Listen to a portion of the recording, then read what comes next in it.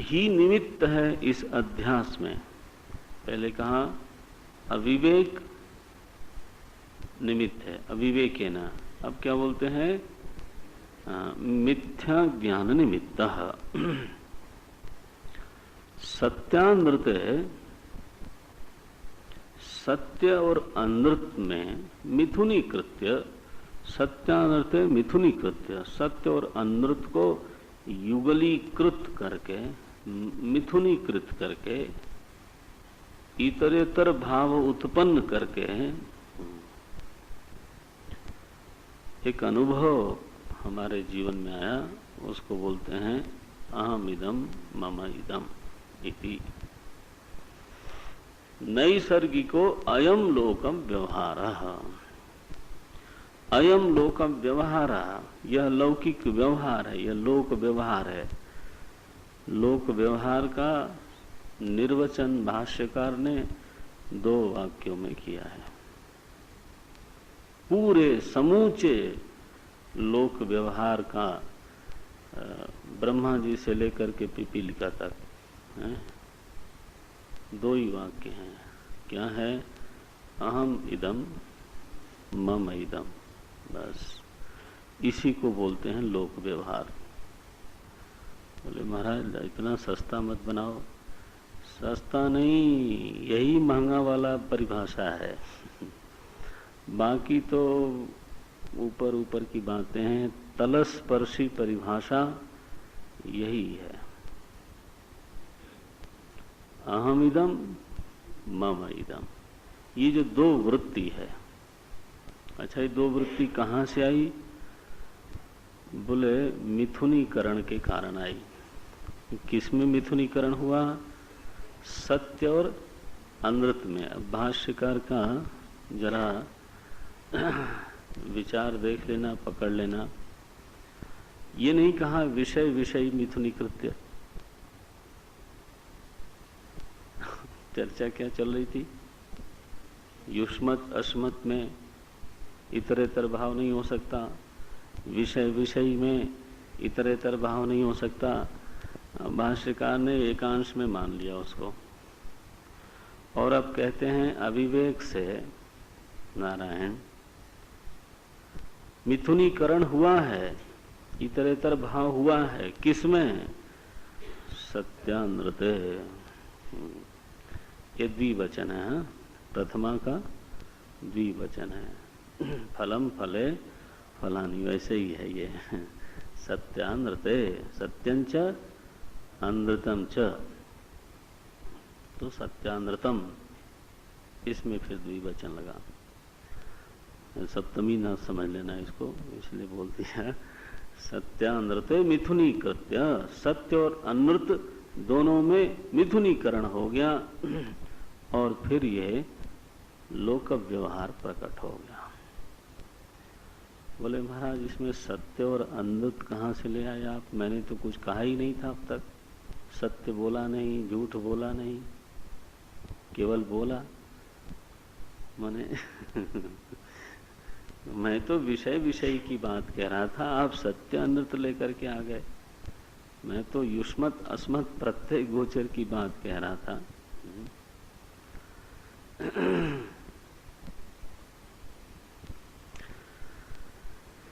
देखो पहले हम व्यवहार की बात कर लें। अहम इदम मम इदम अयम लोकम व्यवहार। बोले ये लोक का व्यवहार है। लोक व्यवहार माने समाज का व्यवहार मत कहना, समझना।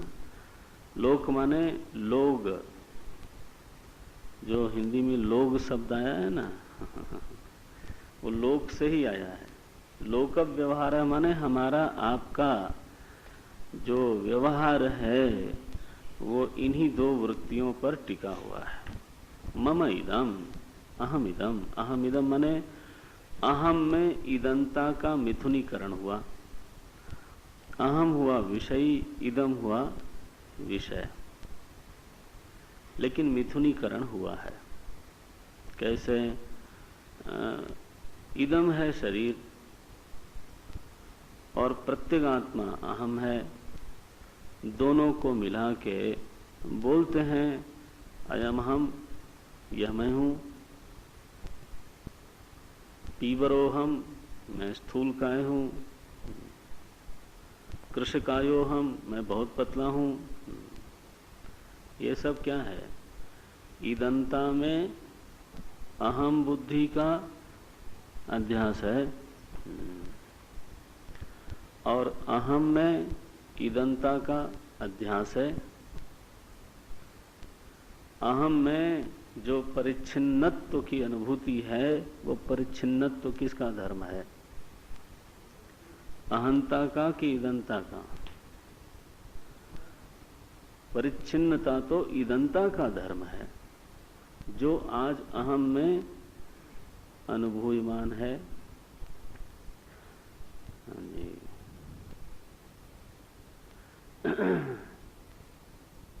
विकारित्व किसका धर्म है?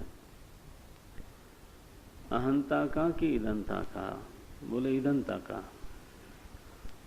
विकार जो है वो इदम में सिद्ध है। सच में देखा जाए तो विकार अहम में सिद्ध होती नहीं है, माने होता ही नहीं है। बताएं कैसे? ये तो कृष्ण ने बताया है। कैसे है वो? हाँ, देहिनोस्मिन यथा कौमारम, हाँ, तथा देहांतर प्राप्ति। बोले इस देह में तुम रहते हो, तुम शिशु, तुम किशोर, तुम युवा, तुम प्रौढ़, तुम वृद्ध। ये तुम में कहां विकार है? अवस्था भेद से अहम में भेदानुभूति नहीं होती है ना। अवस्था भेद हो रहा है शरीर में, लेकिन जहां तक अहम का प्रश्न है, जब वो शरीर को याद करता है तब उसको लगता है मैं इतने साल का हो गया। नहीं तो यदि वो याद न करे तो है जी, किसी को ये निरंतर बोध नहीं रहता कि मैं 85 वर्ष का हो गया। ब्रिगेडियर साहब शायद बताएंगे। मुझे मधवाल जी ने बताया था महाराज। मैं उनको इंट्रोड्यूस कराते हुए कई बार बोल गया कि आप 89 वर्ष के हैं, 88 वर्ष के हैं। तो एक दिन टहलते हुए बोले कि महाराज आप मेरी उम्र मत बताया करो। मैं कहा क्यों भाई? ये तो मैं ये बताने के लिए बताता हूँ कि आप कितने स्वस्थ हो। बोले नहीं, मुझे याद आ जाता है कि मैं इतने साल जी गया, अदरवाइज मुझे तो कुछ याद रहता नहीं। मैं तो मैं हूं। मुझे बड़ा आनंद हुआ सुन के। बोले मुझे क्या लेना देना कि मैं कितने साल का हो गया। फिर मैंने अपने ऊपर अप्लाई किया, तो मुझे नहीं लगता कि मैं इतने साल का हूं। मैं पूरे दिन व्यवहार करते समय अपने साल थोड़ा गिनता हूं। वो तो जब कोई इंट्रोड्यूस करता है जी या कोई ऐसा काम आ जाता है या पढ़ने की बारी आती है तो चश्मा लगाना पड़ता है तब वो याद दिलाता है कि अरे भाई तुम इतने साल के हो गए। नहीं तो अहम में कहां अनुभूति है साल और वर्ष की, है जी। अहम तो निर्विकार है, लेकिन अहम में जो विकारित्व की अनुभूति है वो ईदंता से आई है।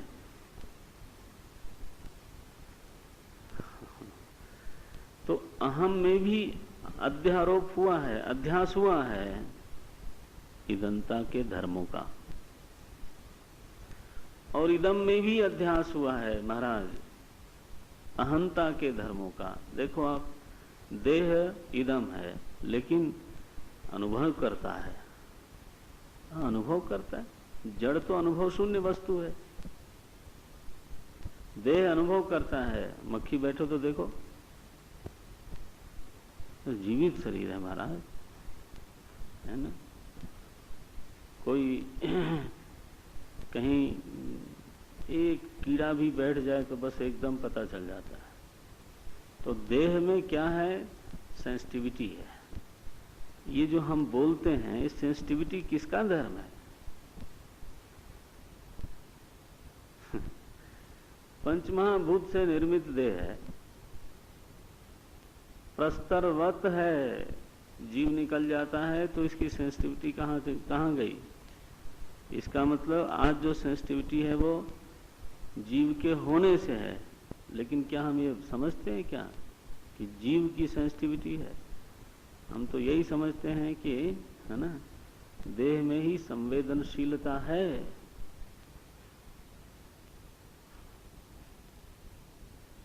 लोगों ने तो जीव को मानना भी छोड़ दिया, देह ही संवेदनशील है और उसी में जो रक्त वाहिका नलिकाएं हैं और संचार वाहिका, सूचन वाहिका नलिकाएं हैं, वही सब ज्ञान अनुभव कराती रहती हैं।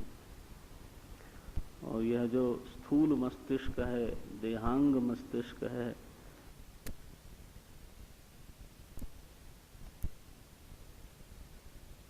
वही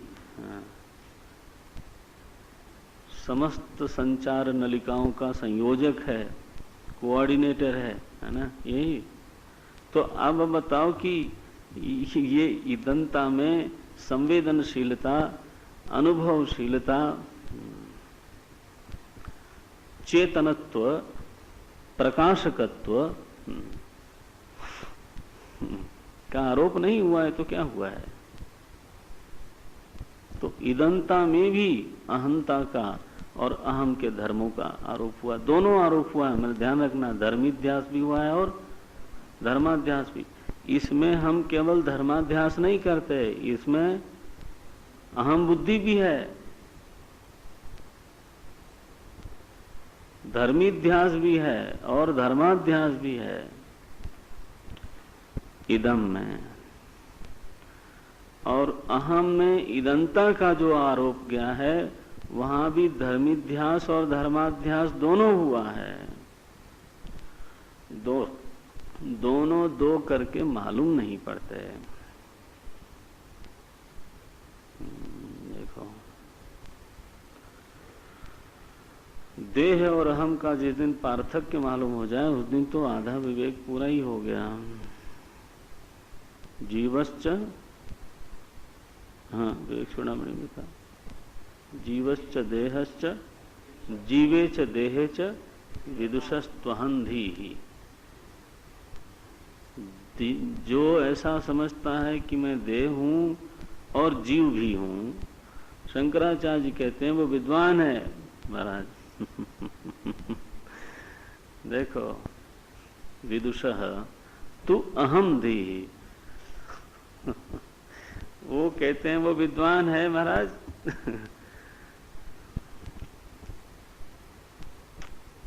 तो ये जो अहम इदम, यह जो वृत्ति है, वो देहाभिमान, बुद्ध्याभिमान, इंद्रियाभिमान, प्राणाभिमान, इन सब का एक निर्वचन, एक वाक्य में निर्वचन करती है। क्या है वो? इदम अहम। बस, अहम ने ईदंता के साथ तादात्म्य किया, अहम और इदम का इतरेतर भाव हो गया।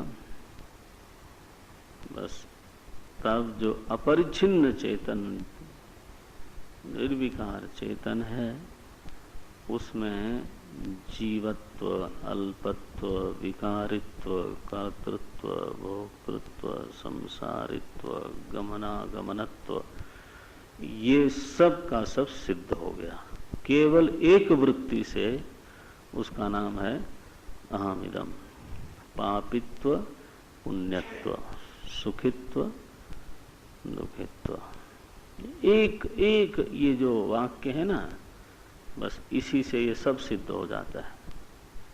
मैंने सत्कर्म किया है, मैंने दुष्कर्म किया है, मैं लोक में जाऊंगा, परलोक में जाऊंगा, सुखी हूं, दुखी हूं, है ना, बन गया। ये सारा लोक व्यवहार, ये पहला एक वृत्ति। अब दूसरी वृत्ति आई लोक व्यवहार के लिए। मूला वृत्ति यही है ना, अहम इदम, ये मूला वृत्ति है। मम इदम, ये दूसरी वृत्ति है, बाय प्रोडक्ट है। ये बाय प्रोडक्ट कहाँ से है? देखो, आप हो अनंत, ऐसा वेदांत बोलता है, महापुरुषों का अनुभव कहता है, युक्ति से यही सिद्ध होता है। सत्यम ज्ञानम अनंतम ब्रह्म यो वेद कुत्र, हाँ, निहितम गुहायाम। ये सत्यम ज्ञानम अनंतम ब्रह्म यो वेद कुत्र निहितम गुहायाम। आत्म रूप से, प्रत्यगात्म रूप से जो इस अनंत ब्रह्म को पहचानता है, तो आत्मा तो अनंत है। अध्यास के कारण उसमें परिच्छिन्नत्व की अनुभूति होने लगी। तो मैं अल्प हूं, परिच्छिन्न हूं, विकारी हूं।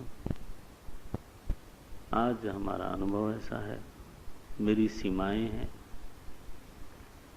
मेरी सीमाएं हैं। बड़े दार्शनिक लहजे में लोग बोलते हैं, भाई मेरी भी सीमाएं हैं,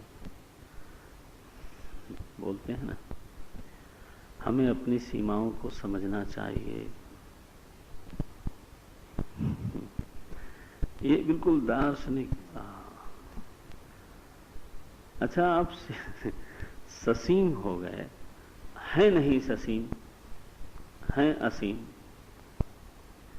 तो असीम होते हुए यदि ससीमता की अनुभूति होती है, तो ससीमता के विरुद्ध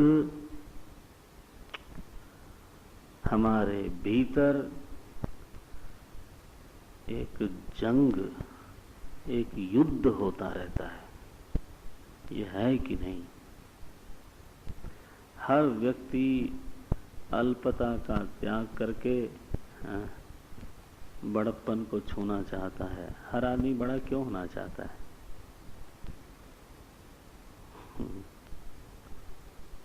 किसी ने उपदेश दिया था कि बड़ा बनो? तो नहीं, मैं तो सबसे छोटा ही रहना चाहता हूँ। तो सबसे छोटा क्यों रहना चाहते हो? छोटा केवल कहो। नहीं, वो छोटे में भी सबसे बड़ा वाला छोटा मैं ही रहूंगा। यही तो, जब हम कहते हैं सब छोटा रहना चाहता हूं, माने इतना से पर्याप्त नहीं है,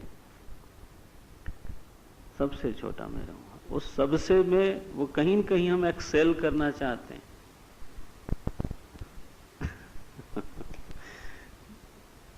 बड़ा वाला छोटा बनना चाहता हूं, सबसे बड़ा विनम्र, वेरी गुड, सबसे बड़ा भक्त, सबसे अधिक समर्पित, ये अधिकत्व क्यों चाहते हो? सच में ये ससीमता के विरुद्ध युद्ध की अभिव्यक्ति है।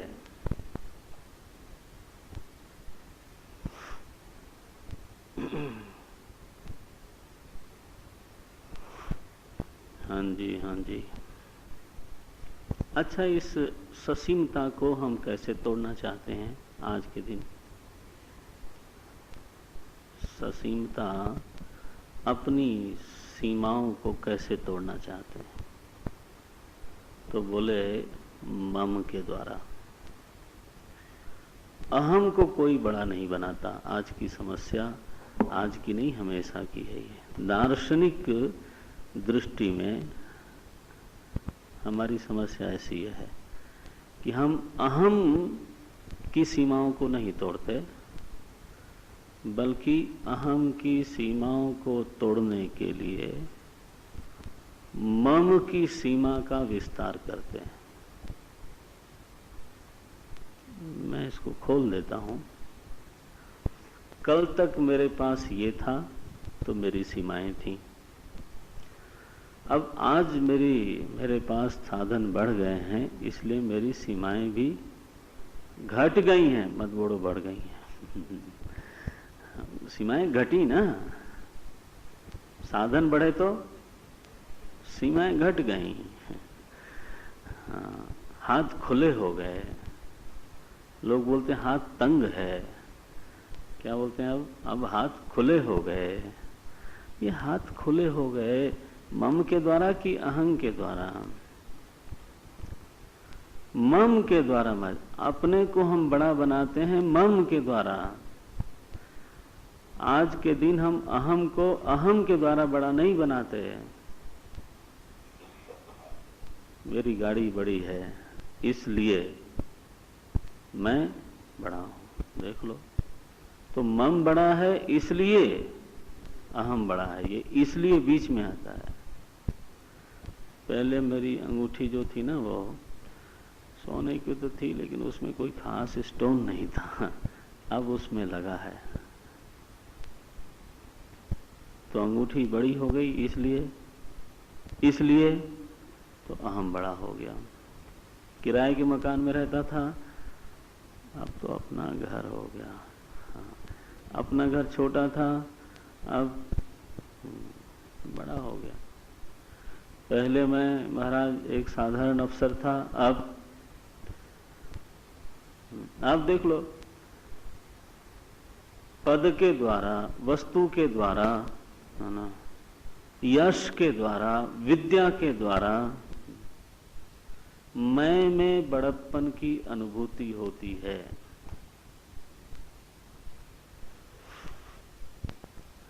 ना। तो अहम में जो बड़प्पन की अनुभूति हो रही है आज के दिन, वो मम के द्वारा होती है। अहम का बड़प्पन अहम के द्वारा नहीं होता। इसलिए अहम का बड़प्पन बढ़ता है और घटता है। वस्तु के बढ़ने से बढ़ गया, वस्तु के घटने से घट गया। मम समुदाय बढ़ गया तो मैं बढ़ा, मम समुदाय घट गया, है ना, तो अहम का बड़प्पन भी घट गया। ये ममता की आवश्यकता आपको क्यों पड़ी?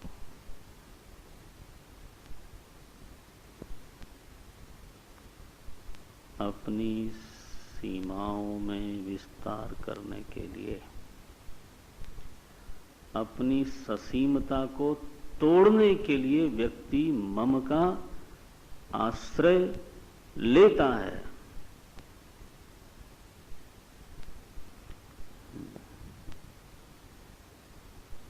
इस तरह से हम इस निष्पत्ति पे पहुंचेंगे। जब तक अहम में ससीमता की अनुभूति है, तीव्र अनुभूति है, तब तक हम ममता शून्य नहीं हो सकते। ये असंभव है, ये बेकार की बात है जी। हाँ, ये हो सकता है। ममता का स्वरूप बदलता रहता है। हम हो सकता है द्रव्यात्मक ममता को छोड़ करके विद्यात्मक, द्रव्यों में क्या रखा है दादा, बट मैं विद्वान हूं। अब ये तो विद्या के साथ ममता है। मैं विरक्त हूं, हाँ, मेरी विरक्ति तो देखो, मेरी विद्या तो देखो।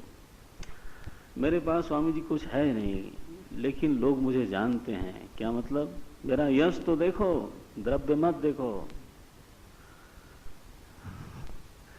मैंने लोग कमाए हैं, पैसा नहीं कमाया है, तो मेरा द्रव्य मत देखना, वहां मैं गरीब हूं। लेकिन मेरा यश देखना, वहां मैं धनी हूं। तो यह ममता यशात्मक हो गई, विद्यात्मक हो गई, हाँ, बलात्मक हो गई, और किसी की द्रव्यात्मक है। और यश कुछ नहीं है, लेकिन कोठियां 10 हैं, दुनिया थू थू करती है लेकिन कोठियां तो हैं। एटलीस्ट रहना तो एक ही कमरे में है, लेकिन कोठियां तो हैं। 6 कार के बिना पानी नहीं पचता खाना की क्या बात करें। आधा दर्जन कार, हम जानते हैं ऐसे लोगों को, आधा दर्जन कार होनी चाहिए, नहीं तो खाना नहीं पचेगा। और जनता जिससे बात करो, कोई किसी की बड़ी ज़्यादा अच्छी ओपिनियन उस व्यक्ति के बारे में नहीं मिलती। कई बार ऐसा होता है, कई बार उल्टा भी होता है। तो उसको द्रव्यात्मक ममता से संतोष है। दूसरे को विद्यात्मक, तीसरे को यशात्मक, चौथे को बलात्मक। ममता का स्वरूप बदल दो, उसमें क्या रखा है। लेकिन कोई ये दावा करे कि मैं ममता शून्य हूं, ये बात जो है गड़बड़ बात है। ये तभी सिद्ध होगा जब अहम स्वयं अपने बड़प्पन से बड़ा हो, और ये तभी होगा जब अहम अपने अनंत स्वरूप को पहचान ले। जब अहम स्वयं अनंत है तो उसको ममता की बैसाखी लेने की जरूरत है जी। ममता तो बैसाखी है आपको बड़ा दिखाने के लिए। अहम यदि स्वयं अनंत है तो ममता तो गई डस्टबिन में।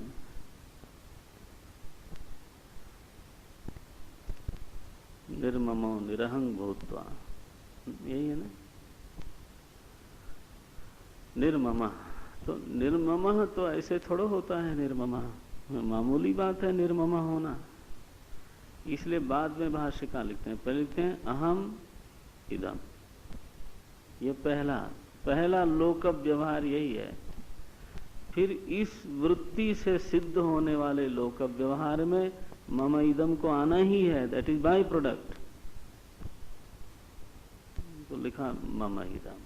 अब आप बताओ लोक व्यवहार इससे ज्यादा क्या है। जीवन भर हम इस मम इदम को विस्तार करने में लगे रहते हैं, बदलने में लगे रहते हैं। ऐसा है नहीं तो क्या है, यही तो है। चाहे हम उसको न कर पाए, लेकिन समझना तो पहली जरूरत है। मम इदम।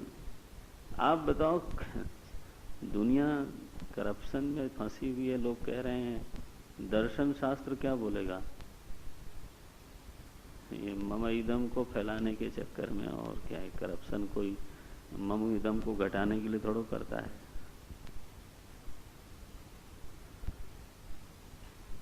ये कैसे होवे। मम इदम को, मम इदम की निस्सारता कैसे दूर हो, इसका तो सीधा, निस्सारता कैसे मालूम पड़े, इसका तो उत्तर है अहम इदम।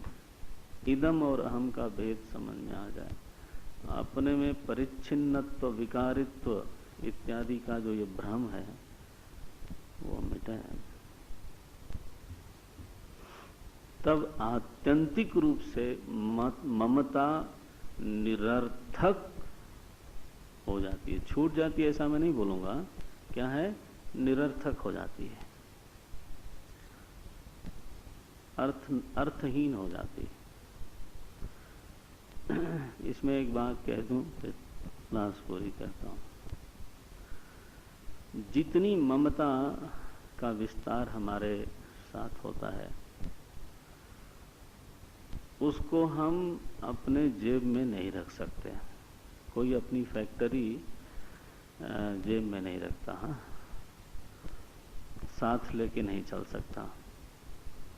कोई अपना घर, बंगला, गाड़ी, है ना, झोपड़ी साथ लेके नहीं चल सकता, ठीक है ना। मैं कहता हूं कोई अपना पद प्रतिष्ठा भी साथ लेके नहीं चल सकता, यश भी साथ लेके नहीं चल सकता। बोले महाराज क्या बात करते हो। बात कर रहा हूं ना, आप अपनी बुद्धि में इस पद के अधिकारी हो ऐसा लेके चलते हो, बस में, गाड़ी में। आपको कोई दौड़ देखता है कि आप इस पद पे आसीन हो, आपको लोग चहेट देते हैं अगर मौका मिले तो। वो तो आप स्वयं बताते हो कि जानते नहीं मैं इस पद पे बैठा हूं। अच्छा, उसको उस पद से लेना देना ना हो तो कहेगा होंगे आप अपने घर के अफसर, यहाँ तो आप उतर जाइए यहाँ से सीधे। ममता हम अपने अंतःकरण में, बुद्धि में सबको लेके चलते हैं, इसलिए वस्तुअभिमान विद्याभिमान होता है। नहीं, महाराज जी एक जगह लिखते हैं, कहीं मुझे याद है कि एक व्यक्ति की 4 फैक्ट्री थी, तो चारों को लेके तो नहीं चल सकता, चारों में एक जगह होता नहीं, एक समय में चारों जगह होता नहीं, वो भी सही है। ट्रेन में जाता है तो चारों को साथ लेके जाता नहीं, लेकिन चारों का अभिमान जरूर लेके चलता है ना। वो अभिमान से उसको ये अनुभूति बनी रहती है कि मैं बड़ा आदमी हूं। अच्छा, जो उससे अपरिचित है वो उसको आदमी देखता है और उसको क्या लगता है, मैं बड़ा आदमी हूं।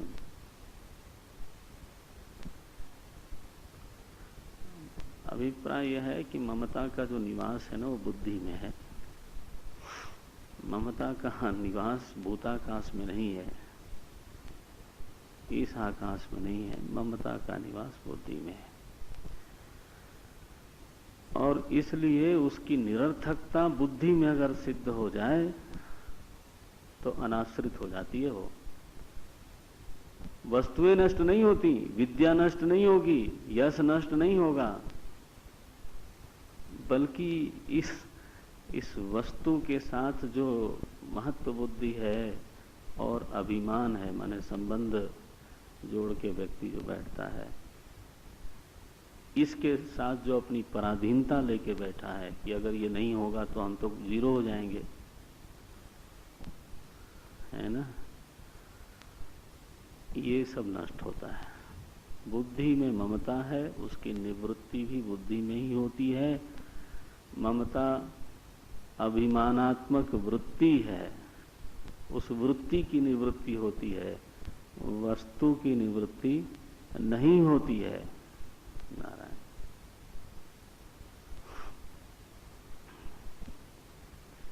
तो 2 चीजें तो साथ में रहेंगी, अहम इदम मम इदम, बस।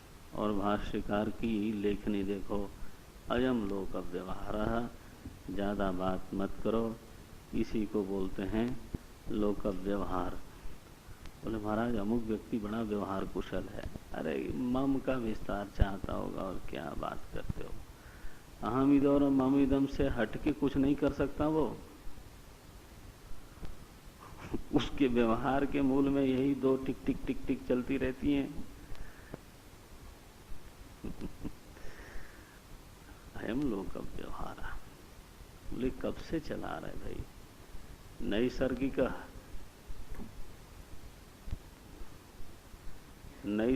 अयम लोक व्यवहार। बोले अच्छा, क्यों चला रहा है, मिथ्या ज्ञान निमित्त, बड़ी समझदारी से व्यवहार नहीं है, इस व्यवहार का हेतु जो है वो मिथ्या ज्ञान है। ये मिथ्या सत्यानृत मिथुनी कृत्य अयम लोक व्यवहार, सत्य और अनृत का मिथुनीकरण होकर के ये व्यवहार सिद्ध होता है। अब 10:30 बजे देखेंगे सत्यानृत का मतलब क्या है, मिथ्या ज्ञान का मतलब क्या है, और नैसर्गिक का मतलब क्या है। अभी तो हमने अहमिदम ममइदम अयम लोक व्यवहार, बस ये 3 पे चर्चा की थी। ओम तत्सत।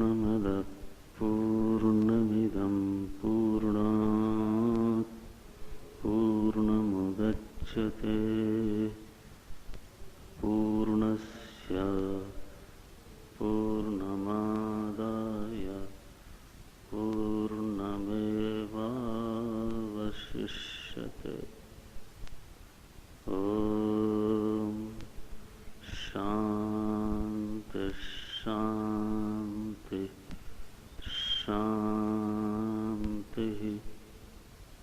हरि ओम। श्री गुरुभ्यो नमः। हरि ओम।